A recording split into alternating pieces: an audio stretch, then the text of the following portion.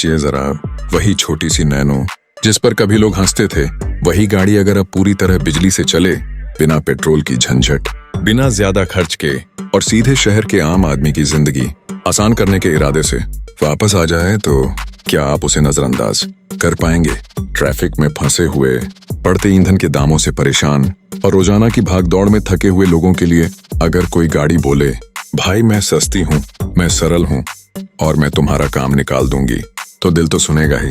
आज हम बात कर रहे हैं टाटा नैनो विद्युत 2026 मॉडल की।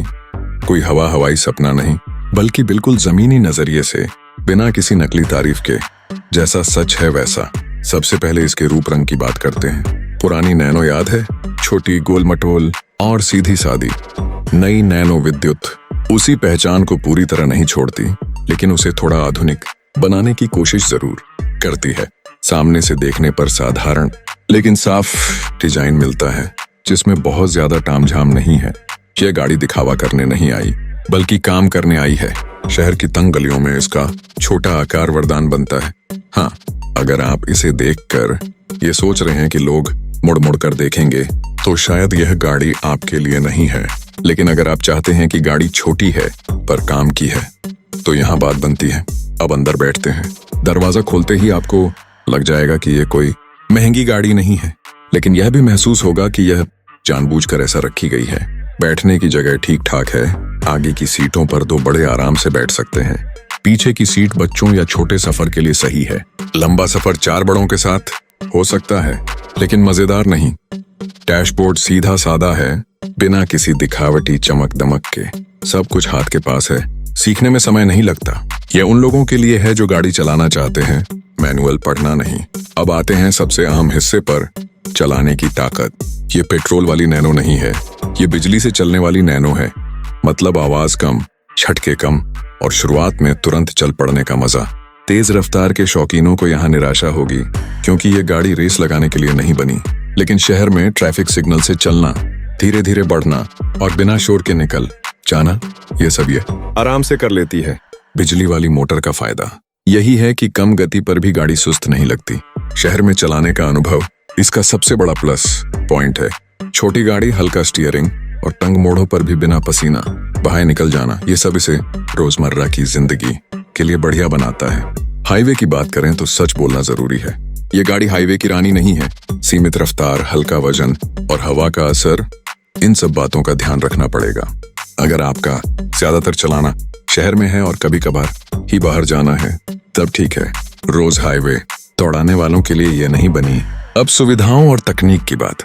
यहाँ कोई बहुत बड़ा पर्दा या चमकदार तकनीक नहीं मिलेगी, लेकिन जरूरी चीजें मिलने की उम्मीद है, जैसे डिजिटल मीटर, मोबाइल जोड़ने की बुनियादी सुविधा और बिजली की खपत की साफ जानकारी। यह गाड़ी आपको प्रभावित करने के लिए नहीं, बल्कि जानकारी देने के लिए बनाई गई है। और सच कहें तो इस कीमत और सोच के साथ यही सही भी है। सुरक्षा के मामले में भी उम्मीदें सीमित रखनी होंगी। ये एक छोटी और हल्की गाड़ी है, तो इसे बड़ी और भारी गाड़ियों से तुलना करना बेईमानी होगी। लेकिन शहर के हिसाब से जरूरी सुरक्षा इंतजाम, जैसे मजबूत ढांचा, बुनियादी सुरक्षा सुविधाएं मिलनी चाहिए।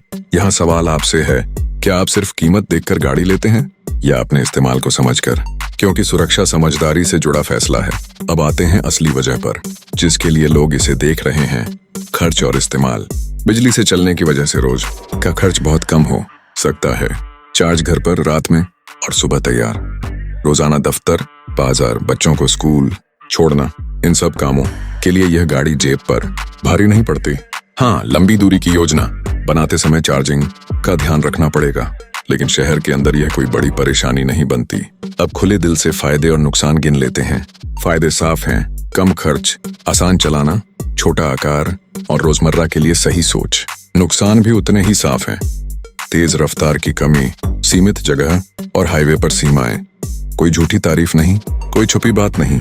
तो सवाल उठता है, ये गाड़ी किसके लिए है?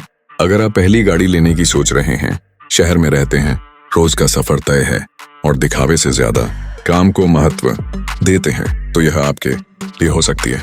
लेकिन अगर आप लंबी यात्राएं, ज्यादा रफ्तार और बड़ी गाड़ी का रुतबा चाहते हैं, तो बेहतर है आप दूसरी तरफ देखें। अब आखिरी फैसले की बात। टाटा नैनो विद्युत 2025 एक क्रांतिकारी चमत्कार नहीं है, लेकिन यह एक समझदारी भरा कदम जरूर हो सकता है। उम्मीद है कि इसकी बुकिंग 2026 की शुरुआत में खुले, साल के बीच में उतार चढ़ाव साफ हों और डिलीवरी उसी साल के अंत तक शुरू हो जाए। यह उन लोगों के लिए है जो गाड़ी को सपना नहीं, साधन मानते हैं। तो बताइए, क्या आप ऐसी गाड़ी लेना चाहेंगे जो दिखाने से ज्यादा काम करें? क्या आपके शहर की जिंदगी के लिए ये सही साथी बन सकती है? अपनी राय नीचे जरूर लिखिए, चैनल को समर्थन दीजिए और अगली सच्ची और बेबाक समीक्षा के लिए जुड़े रहिए। ये था एवेंजर्स ऑटो, जहां बातें सीधी होती हैं बिना घुमा फिरा के।